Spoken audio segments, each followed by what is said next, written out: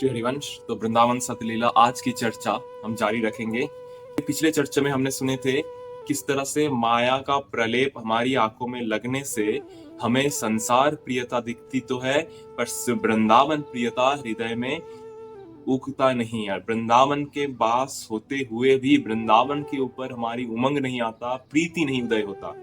तो आगे हम आज चर्चा सुनेंगे किस तरह से वृंदावन में रहते जब माया का प्रकाश साधक के आंखों से हट जाता है तो किस तरह का सीन, किस तरह का प्रिया प्रीतम, किस तरह का सुख साधक को महसूस होने लगता है।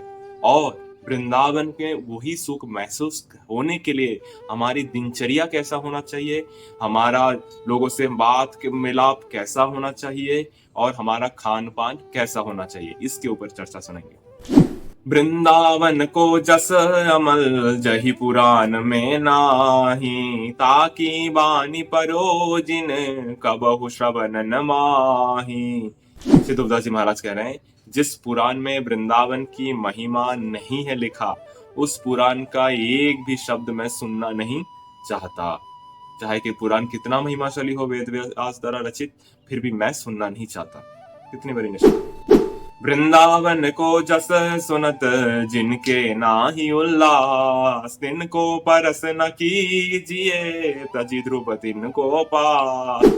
श्री तुलसीदास जी महाराज कह रहे हैं, वृंदावन का यश सुनते जिसके मन में उल्लास नहीं आता, वाह इतना महिमाशाली वृंदावन, कोई एक्साइटमेंट उसके हृदय में नहीं आता, उसको टच भी मत करो। उसको टच करने से तुम्हारी अपनी निष्ठा भी चला जाएगा, दूर रहो इनसे।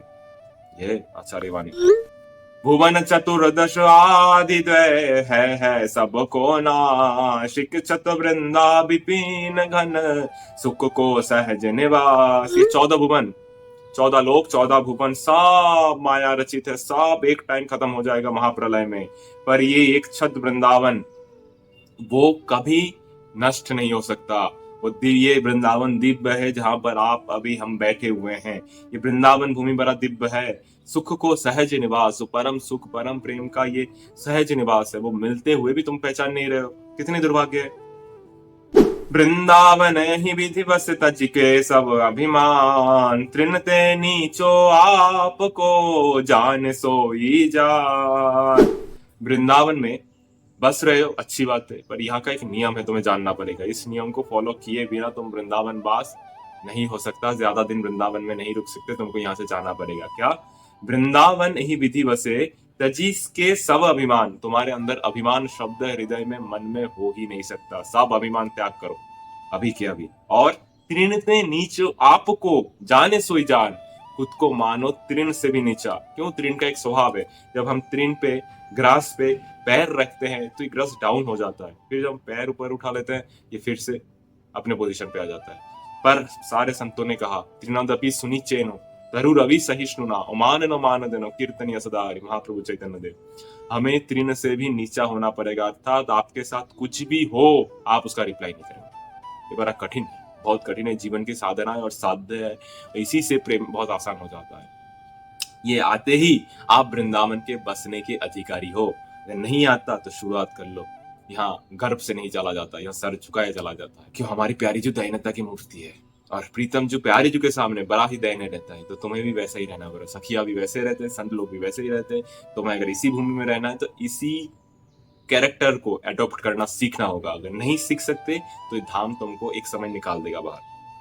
कोमल चित सब सो मिले कबहु कठोर ना होई, निस्पृह निर्भयता ताको शत्रु ना कोई।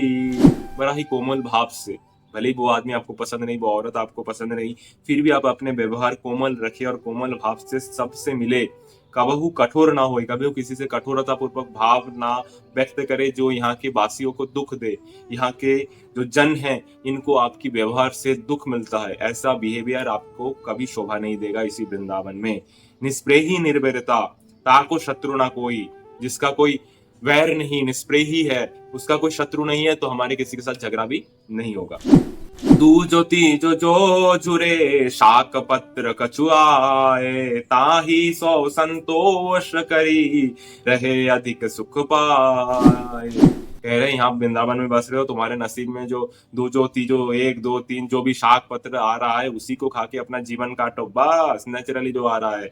ताहि सो संतोष करनी, संतोष भागवतिक धन है। किसी के अंदर संतोष आ गया तो वो बहुत बड़ा धनी है। ताहि उसी को संतोष मान के परम सुख से उसको खाओ। डिमांड मत करो ये चाहिए वो चाहिए वो चाहिए। अगर ऐसा करते हो तो ये तुम वृंदावन में रहने के लायक नहीं हो। देह स्वाद छुटी जाहि सब कछु होए छिन शरीर, प्रेम रंग उर में बरे बिहरे यमुना तीर। जब तुम्हारा देह स्वाद छूट जाएगा, अर्थात ये खाए वो लालच छूट जाएगा, और उसी कम भोजन की वजह से शरीर भी क्षीण होने लगेगा, अर्थात पतला होने लगेगा तुम्हारा शरीर। फिर क्या होगा? फिर उस शरीर में धीरे धीरे प्रेम रंग आएगा और यमुना तीर में तुम विचरण करोगे। ये जो जीवन है यहाँ के बाबाओं का, यहाँ के साधुओं का, यही वो जीवन है। फिर क्या होगा ऐसा करने से? युगल युगल रूप की झलकी और नयन निरह झलकाई, ऐसे सुख के रंग में राखे मन ही रंगाई। जिस तरह से तुम बड़े सिंपल से रहोगे, कोई डिमांड नहीं, सबसे कोमल चित्र रहोगे, कभी कबहू कठोर ना होई, त्रिनदपि सुनि चिन्हो, ये धीरे धीरे अपने व्यवहार में लाने का कोशिश करेंगे। जो कुछ मिल रहा है आसानी से खाएंगे, कोई डिमांड नहीं, कोई अच्छा खान पान नहीं, हो सकता है आपका शरीर सूख जाए। और इसी तरह से यमुना जी में आप घूमते रहे तो एक दिन आपको प्रिया प्रीतम पक्का दिख जाए। कह रहे हैं युगल रूप की झलक ही वो हृदय में आपके आ जाएगा, पहले हृदय में आएगा फिर सामने आ जाएगा। हृदय में उन्हीं नेत्रों का सुख आपको मिल जाएगा। वो दिव्य नेत्र से आप प्रिया प्रीतम को पहले ही हृदय में देख लेंगे। नयन नहीं रहे झलकाई, उसके बाद नयन में वो झलक भी दिख जाएगा। ऐसे सुख के रंग में राखे मन ही रंगाई, दिन रात फिर आप उसी रंग में। फिर खान पान की क्या चिंता, रहन पोषण की क्या चिंता, फिर तो प्रिया प्रीतम के साथ नित्य विहार की चिंता। आवे छवि के झलक उर झलके नयन निबारी, चिंतत श्यामल गौर तन सकहि तन संभारी। फिर अपने उर में अर्थात हृदय में झलक आने लगेगा और झलक की नयन निबारी, और आपके नयन से अश्रुधारा निकलने लगेगा।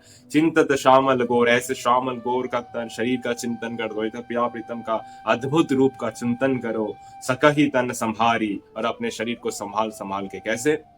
गौर शाम झलकते हैं और आंखों से अश्रुधारा प्रेम के निकलते रहे, राधा वल्लभ का स्मरण दिन रात होता रहता है। फिर तन की सुध भी नहीं रह जाते, और तब आपकी तन मन सबकी सुध प्रिया प्रीतम स्वयं लेते हैं। पूरा जिम्मेदारी आपके साथ वो लीला में प्रवेश करते हैं।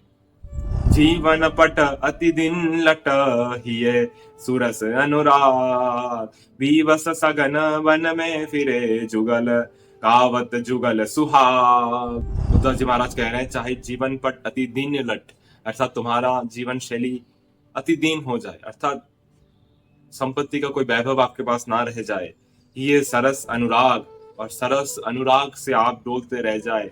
विवश सघन वन में फिरे, प्रेम मगन होके आप वन में घूम रहे। गावत जुगल सुहाग, और जुगल सुहाग के सुख में सुख को गान करते हुए डोल रहे। यही इसमें वन में रहने का सौभाग्य है, और यही को हमको पाना है। कहूँ कहूँ आनंद रंग भरी, पर धरनी तहराई। ये तब वो जब माया के नेत्र हट जाता है और प्रेम का उमंग हृदय में आने लगता है साधक के, वो रसमय फेरत वन में, अर्थात हर वन उनको प्रेममय दिखने लगता है। इस वन में वो लीला, उस वन में वो लीला, और छूटता रहता है कहाँ हमारे श्याम सुंदर, कहाँ हमारे प्यारी क्यों नए नैनी बन रहे आई। वन का जो शोभा है उसके नयन में बसता रहता है, अर्थात नित्य वो लीला में प्रवेश हो चुका है शरीर रहते ही। कहूँ कहूँ आनंद रंग में, आनंद रंग भरी परे धरनी थराई। कभी कभी आनंद रंग में भर के इस धरनी में अर्थात रज में ही शरीर उनका परा रहता है, कोई सुध बुध नहीं, वो तो नित्य लीला की चिंतन में बसा हुआ है उनका मन। ऐसे गति वह है कबहू मुख निसरत नहीं वैन, देखी देखी वृंदा विपिन भरी भरी ठारे नैन। ध्रुवदास जी महाराज कह रहे हैं ऐसी गति हमारी कब होगी जब मुख बरसत नाही वैन, जब मुंह से कोई शब्द नहीं निकलेगा, कुछ वर्णन न करने की क्षमता नहीं रहेगा। देखी देखी वृंदावन भरी भरी ठारे नैन, सिर्फ वृंदावन को देख देख के मेरा नैन भरे रह जाएंगे। वृंदावन को, शोभा को हृदय में धारण करते करते मैं ऐसे ही अपना सुध बुध खोकर इस तरह से परा रहूंगा। ये आपको डिसाइड करना है कि आपको क्या चाहिए। वैसे ही विषय सुख का धक्का खाना है इसकी, या फिर इसी प्रेम मगन सुख की ओर भी जाना है। तो या आप वृंदावन में आओ, बसो, और उसी प्रेम के लिए अपना जीवन शैली ध्रुवदास जी महाराज जैसे कह रहे हैं वैसे चलो, आपके हृदय में प्रेम सुख आने लगेगा। और प्रेम सुख आते ही फिर तो यहाँ की खेल खत्म, वहां की खेल में आपका एंट्री हो जाएगा। और वो इसी के लिए तो वृंदावन वास होना है, इसी के लिए तो वृंदावन रहना है, और इसी के लिए ही तो हमें आए हैं और आना चाहते हैं। तो साधक अपना प्रिपरेशन प्रस्तुत करे और ठाकुर जी से वही अनुसार हमको अपने लीला में एंट्री कर दे। राधा वल्लभ श्री हरिवंश वृंदावन।